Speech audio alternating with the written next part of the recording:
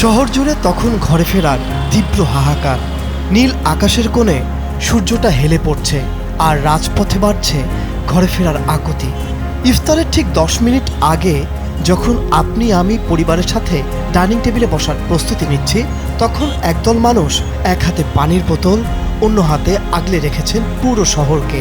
কারো ইফতার যেন পরিবার মিস না করে, সেই তারাই তিনি হয়তো ভুলেই গেছেন নিজের তৃষ্ণার কথা। রাস্তায় দাঁড়িয়ে ডিউটি করা এই মানুষগুলোর নাম হয়তো আমাদের জানা হয় না।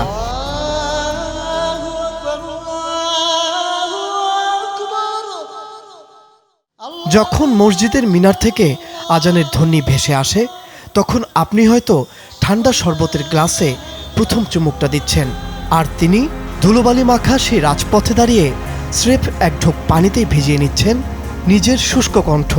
দুই পায়ে দাঁড়িয়ে টানা ডিউটি করতে করতে শরীরে ক্লান্তি তাকে গ্রাস করে, কিন্তু দায়িত্বের কঠিন শিকল তাকে এক মুহূর্তের জন্য বসতে দেয় না। একটু পরে আজান পড়বে, ইফতারের সময় হয়ে এসেছে, সবাই ঘরে ফিরছে, কিন্তু কিছু মানুষ ঘরে ফিরতে পারে না। আমার পিছনে যে ট্রাফিক পুলিশ দেখছেন, তিনি দাঁড়িয়ে ঠাই তার দায়িত্ব পালন করছেন।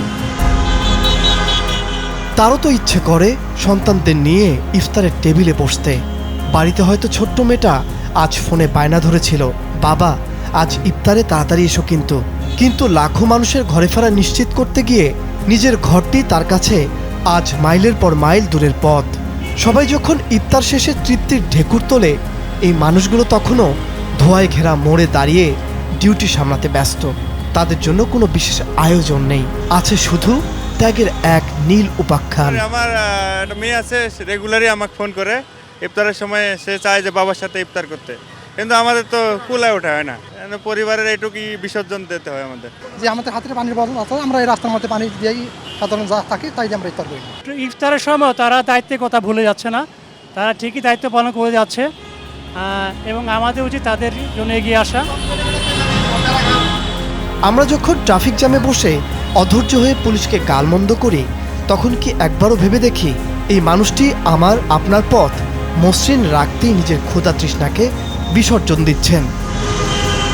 বিজয় সরণি, কারওয়ান বাজার কিংবা বনানীর সবখানেই এই ট্রাফিক পুলিশদের গল্পের রং এক, সাদামাটা ইফতার আর অটল দায়িত্ব। এই রমজানে ইফতারের সময় যদি রাস্তার মোড়ে কোনো ট্রাফিক পুলিশকে দেখেন, অন্তত একটা মমতা ভরা দৃষ্টি কিংবা কৃতজ্ঞতার হাসি দিন। মনে রাখবেন, আপনার ঘরে ফেরার হাসিটি ফোটাতেই তিনি আজ দুই পায়ে দাঁড়িয়ে এক অসম যুদ্ধে লিপ্ত। আসুন তাদের ত্যাগের প্রতি জানাই সম্মান ও শ্রদ্ধা।